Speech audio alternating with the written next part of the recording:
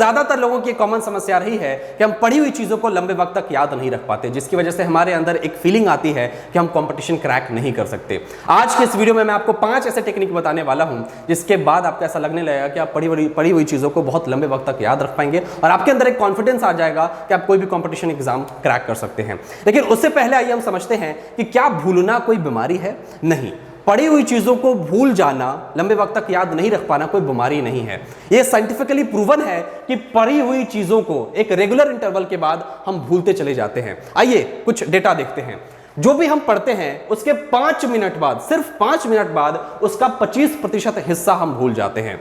ठीक 20 मिनट बाद 42% हिस्सा हम भूल जाते हैं। ठीक 1 घंटे बाद जो हमने अभी पढ़ा था उसका 56% हिस्सा हम भूल जाते हैं।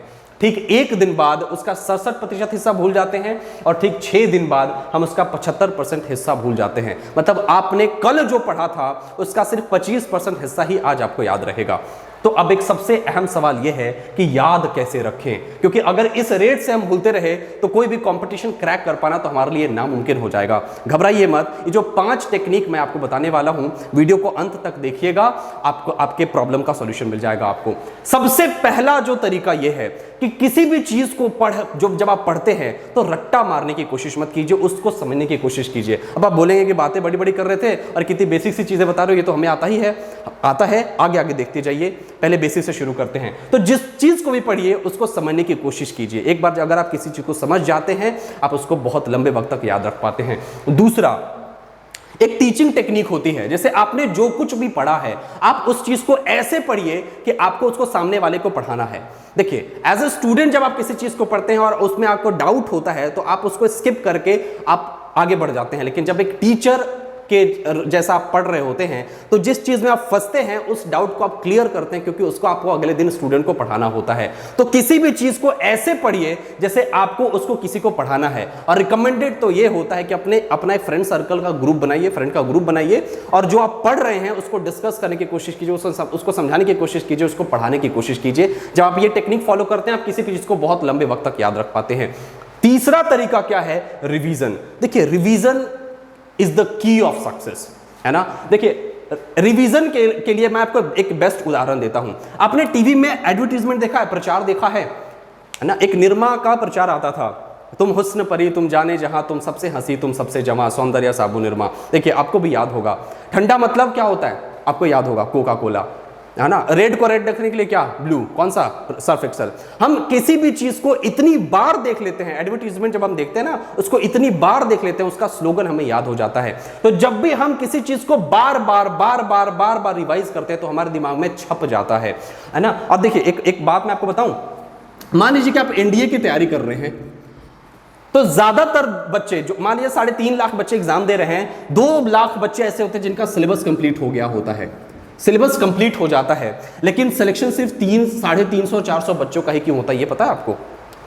सिलेबस तो सारे लोगों का कंप्लीट है लेकिन सिलेक्शन सिर्फ उनका होता है जिनने उस सिलेबस को 5 से 7 बार कम से कम रिवीजन करा है। जो टॉपर्स में और जो मीडियोकर स्टूडेंट में सिर्फ एक फर्क होता है, मीडियोकर स्टूडेंट सिलेबस कंप्लीट करता है और टॉपर स्टूडेंट सिलेबस कंप्लीट करने के बाद उसको जितना ज्यादा बार हो सके रिवीजन करता है।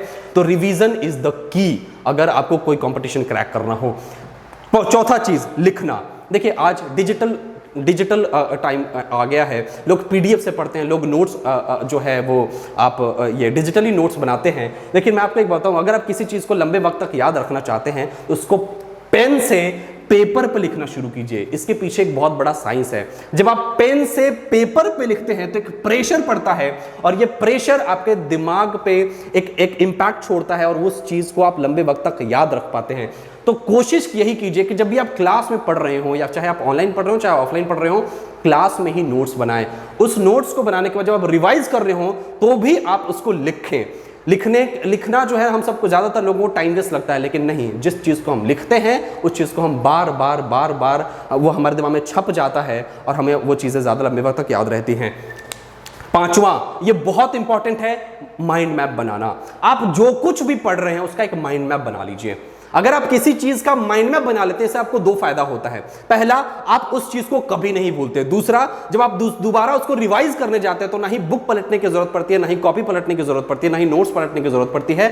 सिर्फ उस माइंड मैप को देख के आप उस चीज को रिकॉल कर सकते हैं। इससे एक फायदा क्या होता है, जब भी आप एग्जाम नजदीक हो, सिर्फ उस माइंड मैप को देखा, वो चैप्टर रिकॉल हो गया, तो वो चीजें ज्यादा लंबे वक्त तक याद रहती हैं। अब क्योंकि मैं केमिस्ट्री पढ़ाता हूं तो मैं आपको केमिस्ट्री में एक छोटा सा उदाहरण दे देता हूं कि माइंड मैप कैसे बनाते हैं। अभी मैं अपने क्लास में सॉलिड स्टेट पढ़ा रहा था, मैंने बच्चों को माइंड मैप देना सिखाया है। मैं आपको एक अगले वीडियो में सिखा दूंगा कि माइंड मैप कैसे बनाते हैं। एक छोटा सा उदाहरण देखिए, जैसे पहले दिन हमने जो कुछ भी पढ़ा उसका एक माइंड मैप बनाते हैं। जैसे मान लीजिए सबसे पहला टॉपिक कौन सा है, general characteristics of solid state. अब सबसे पहला टॉपिक लिख लिया, उसके बाद हमने रिकॉल करना शुरू किया कि सॉलिड स्टेट का जनरल कैरेक्टरिस्टिक्स क्या है। तो एक बार रिकॉल करिएगा, जब बार बार वो आपको याद रहेगा। दूसरा, difference between crystalline and amorphous solid, है ना, ये दूसरा टॉपिक है। अब इस आप डिफरेंस जो है वो आप रिकॉल करना शुरू कीजिए कि दोनों सॉलिड में क्या क्या डिफरेंस है।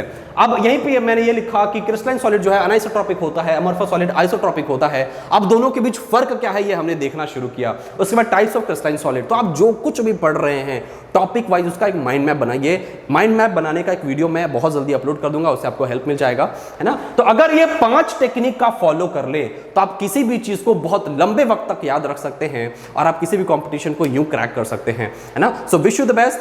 आप अगले वीडियो तक का इंतजार कीजिएगा, तब तक ले go and get to dreams.